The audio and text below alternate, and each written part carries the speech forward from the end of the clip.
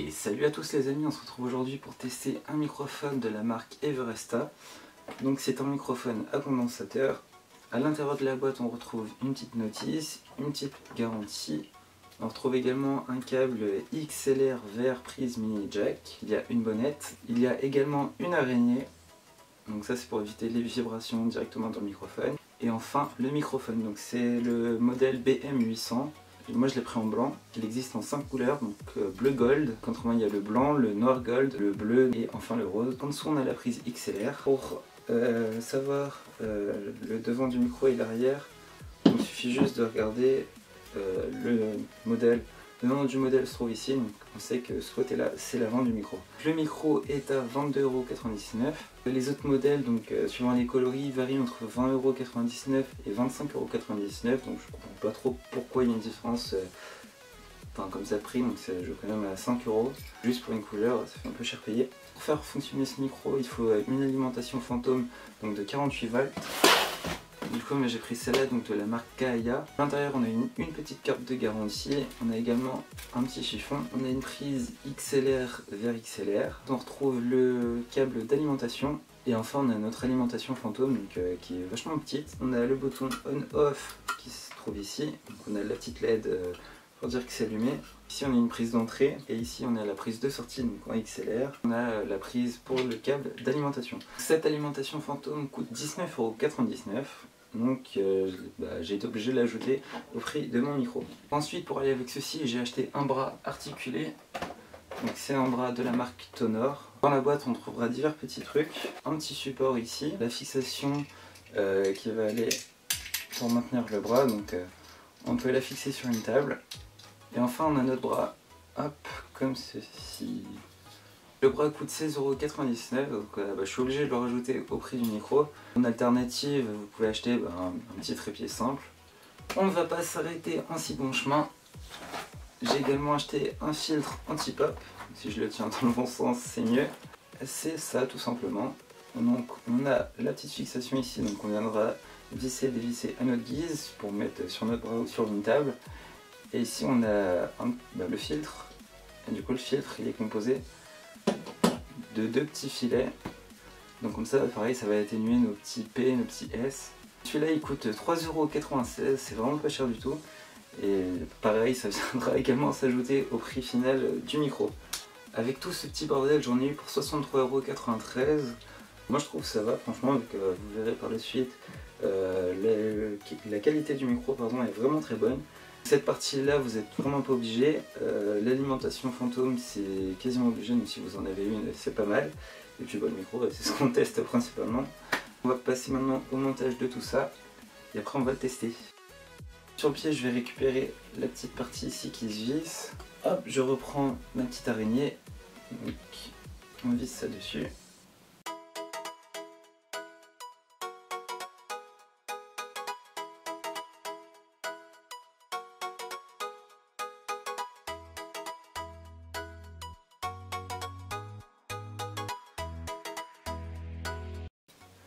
Alors le micro, donc, comme ceci, donc je vérifie bien que l'avant se trouve de mon côté. Maintenant on va passer à l'alimentation. Donc là je vous rappelle c'est le câble qui était avec le micro, donc c'est un mini jack vers XLR, XLR vers mini jack. Et là j'ai mon alimentation fantôme. On va utiliser le XLR vers XLR donc, pour brancher notre micro.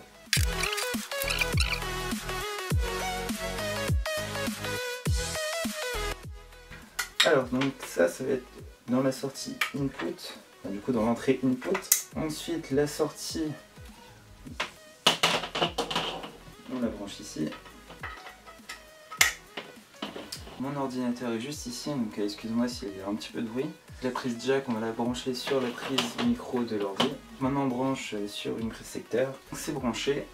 Hop, donc pour l'allumer, on appuie sur le bouton power et il y a la petite LED bleue qui s'allume.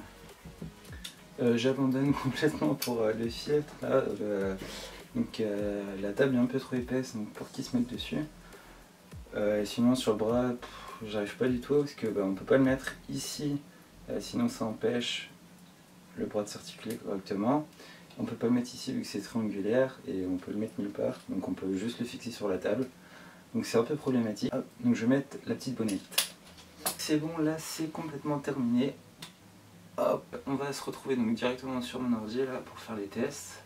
On se retrouve maintenant donc sur mon ordinateur, donc sur le logiciel Audacity, donc c'est pour faire de l'enregistrement audio. Là quand je parle vous m'entendez avec mon micro-cravate. Et maintenant on va lancer un enregistrement, donc en appuyant sur le petit bouton rouge ici. Donc maintenant on enregistre avec le micro à condensateur. Donc dans un premier temps on va voir le son donc, tel qu'il est. Et ensuite on va procéder à un petit post-traitement pour améliorer la qualité du son.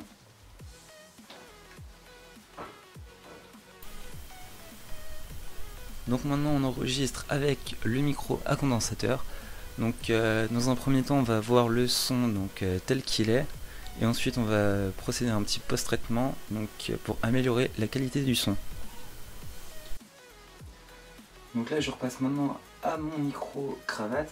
Donc premier point, quand le son il est sans retouche, donc on entend des grésillements.